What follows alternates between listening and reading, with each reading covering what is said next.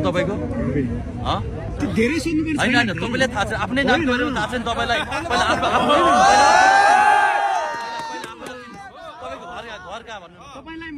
घरका भन्नु तपाईलाई सोध्न पाएन मैले तपाईलाई सोध्न पाएन तपाईलाई सोध्न पाएन तपाई घरका त्यति तपाई घरका त्यति भन्नु घरका पश्चिम गाउँ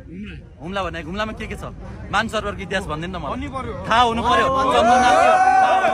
मेरा कुरा बुझ्नका लागि अलिकति पढेर ज्ञानी हुनुपर्छ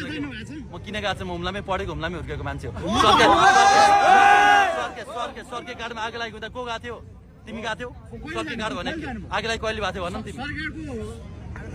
होइन सर्के गाडमा आगो लागि कहिले भएको थियो भन न के मैले भने चाहिँ आगो लागि कहाँ भएको थियो त्यहाँको स्कुलहरूको हालत के छ त्यहाँको के छ मान सरोवर उच्च माध्यमिक विद्यालय कहाँ छ सबै कुरा गएको छ म देखाइदिन्छु तिमीलाई फोटो सहित भिडियो सहित सबै कुराहरू चार वर्ष ल मैले हुम्लाको मैले कडाली आफ्ना कुरामा चाहिँ जिम्मेवार बन्नुस् न तपाईँ ठिक छ मैले बोलेको कुरा हरेक वर्ष सही के गलत छ ल त्यति भनिदिनु त ल के गलत छ एउटा कुरा जनताहरू बुझि मैले बिस्तारै बुझाउँछु एकैचोटिमा सुनेर बुझ्छ त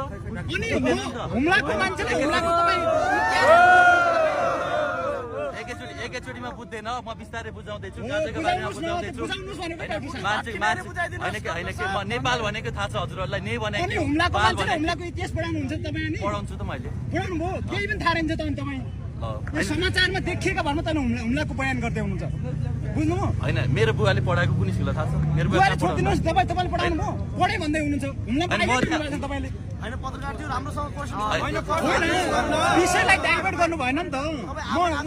उहाँको कुरा उहाँले जे बोल्नु भएको त्यसमा जिम्मेवार बन्नुहोस् भन्दैछु म मैले बोलेको हरेक कुरामा म जिम्मेवार छु भाइ आफ्नो बारेमा बुझ आफ्नो ठाउँको बारेमा बुझ तिमी पनि छौ म जान्ने तिमी पनि जान्ने छौ सबै कुराहरू छ राजा मैले म सबै जान्ने भन्न खोजेको होइन तर मेरो कुरा बुझ्नका लागि चाहिँ अलिकति ज्ञान हुनुपर्छ चेतना हुनुपर्छ साधना हुनुपर्छ त्याग हुनुपर्छ तपस्या हुनुपर्छ सबै कुरा हुनुपर्छ भाइ जुम्ला पनि गएको छु जुम्ला पनि गएको छु दार्चुला पनि गएको छु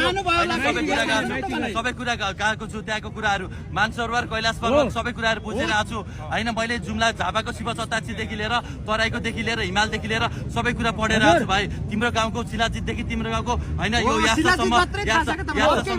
हुम्लाको बारेमा चाहिँ म त्यति चाहिँ भनिदिन सक्छु होइन ठिक छ ल मैले सबै जान्ने छु मैले भनेको म तिमीसँग झगडा गर्न म तिमीसँग झगडा गर्न तिमीसँग गर्न आएको होइन